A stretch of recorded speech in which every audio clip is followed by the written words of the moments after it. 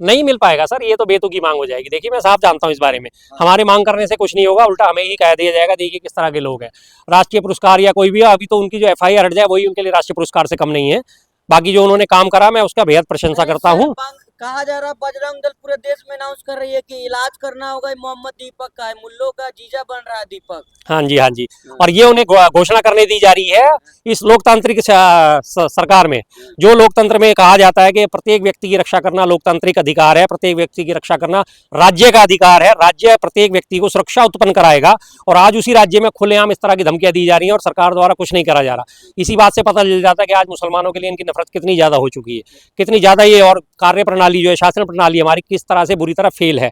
आज मोहन भागवत जी का भी आपने एक और बयान सुना होगा, एक तरफ वो कहते हैं राष्ट्रीय स्वयं सेवक संघ, उस राष्ट्रीय में शामिल है ना, हिंदू मुस्लिम सिख ईसाई जैन बौद्ध पारसी सभी शामिल है हमारे भारत राष्ट्र में, लेकिन उन्होंने साफ साफ बयान में अपने जाहिर कर दिया कि आरएसएस का व्यक्ति बनेगा हिंदू ही, जो सर संचालक बनेगा, जो हेड बनेगा वो हिंदू ही बनेगा, किसी दूसरी जो उसका नहीं बनेगा।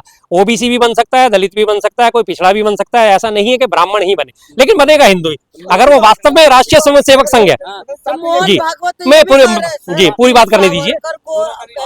भारत रत्न देना चाहिए 60 रुपए माफी मांगने के लिए, अरे उनके ऊपर 60 रुपए का एक सिक्का जारी कर दो, उनके लिए वही भारत रत्न है भाई, बस बहुत है। जिसकी कोई वैल्यू नहीं होती स्मारक सिक्का जारी कर दो, वही काफी है। 6 बार माफी मांगने वाले व्यक्ति को भारत रत्न घोषित करा जाए, मतलब भारत रत्न किसे घोषित करा जाता है? जिसने भारत के लिए कुछ करा हो। सावरकर साहब का क्या योगदान है भाई सावरकर का? भारत रत्न का सम्मान बढ़ जाएगा विदेशों में। हाँ, विदेशों में सारी दुनिया जानती है उन माफी वीर को, ब्रिटिश एम्पायर जानता है। 6 बार उन्होंने लिखित में माफी मांगी, आप मुझे माफ कर दीजिए, मैं आजीवन जो है क्रांति से किनारा कर लूंगा और आजीवन ओबीडियंटली मैं आपका आज्ञाकारी रहूंगा। जैसे हम बचपन में लिखते थे ना, to the principal sincerely yours obediently, आपका आज्ञाकारी शिष्य, ये उनके आखिरी शब्द है, योर्स ओबीडियंटली, आपका आज्ञाकारी, और मैं हमेशा आगे इसमें किनारा कर लूंगा। और ये बात सच है, जब उन्हें माफी मिली तो उसके बाद कहीं भी उन्हें कोई किसी भी आंदोलन में, किसी भी उसमें प्रचार में कहीं भी आपने देखा नहीं होगा, कहीं भी सक्रिय रूप से नहीं देखा होगा। 60 रुपए महीने की पेंशन लेते रहे, अपना मौज लेते रहे।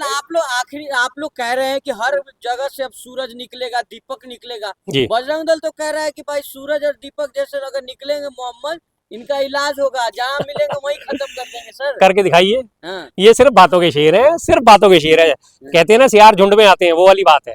ये सिर्फ झुंड में आ सकते हैं थोड़े, तो वो 10 20 50 लोग इकट्ठे होकर कहीं किसी एक गरीब को निशाना बना सकते हैं। अगर वास्तव में आप में इतनी ताकत है, अगर वास्तव में आपको लगता है कि हमारे ऊपर अत्याचार हो रहा है और इस तरह का, तो जाइए ना भैया बांग्लादेश बॉर्डर जाइए, चीन के बॉर्डर पे जाइए, पाकिस्तान के बॉर्डर पे जाइए ना, बजरंग दल के चीते, जाके वहां मुकाबला क्यों नहीं करते?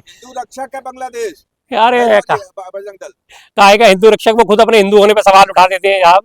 वो अपने हिंदू कहाँ से, मैं तो उन्हें हिंदू भी नहीं मानता। हिंदू धर्म में लगातार प्यार की, करुणा की, सहिष्णुता की बात करी गई है, दया की बात करी गई है, दयालु होने की बात करी। हिंदू धर्म में दया सिखाता है, करुणा सिखाता है, धर्मार्थ सिखाता है, परमार्थ सिखाता है।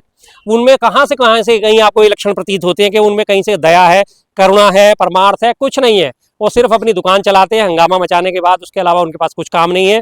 इधर उधर से उन्हें फंडिंग हो जाती है, चर्चा में आ जाते हैं। अब चर्चा में आने का उनका एक, आप भी उनके बारे में बात कर रहे हैं, हम भी उनके बारे में बात कर रहे हैं, कहीं ना कहीं उन्हें पब्लिसिटी तो मिली नहीं है, चाहे नेगेटिव मिले चाहे पॉजिटिव मिले। चाहते हैं कि मुसलमान केवल पंचर ही बनाए। सर मुसलमानों की बात अगर आप करें, पंचर बनाने वाले, तो जहाँ मुसलमान नहीं है वहां तो हिंदू पंचर बनाते हैं। हमारे घर के पड़ोस में ही नीचे हमारे कपूर साहब है, कपूर साइकिल वर्क्स लिखा हुआ उनका नाम, उससे जरा से आगे सरदार जी हैं जसपाल सिंह, वो बनाते हैं पंचर। तो क्या माना जाए इसको? भाई ये तो काम धंधे हैं, इसमें क्या है? चाहे पंचर बना रहे हैं, और अगर आपको पंचर बनवाने वालों से इतनी दिक्कत है तो भैया जहां भी तुम्हारी गाड़ी का पंचर हो वहीं उस टायर को निकाल के फेंको और नया टायर लगा के चलो। है आप लोगों में इतनी हिम्मत? और रही बात मुसलमानों की, तो मुसलमानों का इस देश में पूरा योगदान है, पूरी तरक्की है। कौन सी ऐसी चीज है जिसपे मुसलमान टैक्स नहीं देते और हिंदू टैक्स देते हो? कोई ऐसी चीज है, कोई ऐसी वस्तु है कि जिसपे सिर्फ हिंदुओं से टैक्स लिया जाता हो, मुसलमानों को भी वो फ्री मिलती हो? कुछ नहीं मिलेगा। पेट्रोल आपको भी 100 का मिलेगा, उन्हें भी 100 का मिलेगा। गाड़ी उन्हें 2 लाख की मिलेगी तो आपको भी 2 लाख की मिलेगी। उसके बाद आप 5 रुपए का बिस्कुट खरीदेंगे, आप भी टैक्स देंगे, मुसलमान भी टैक्स देंगे।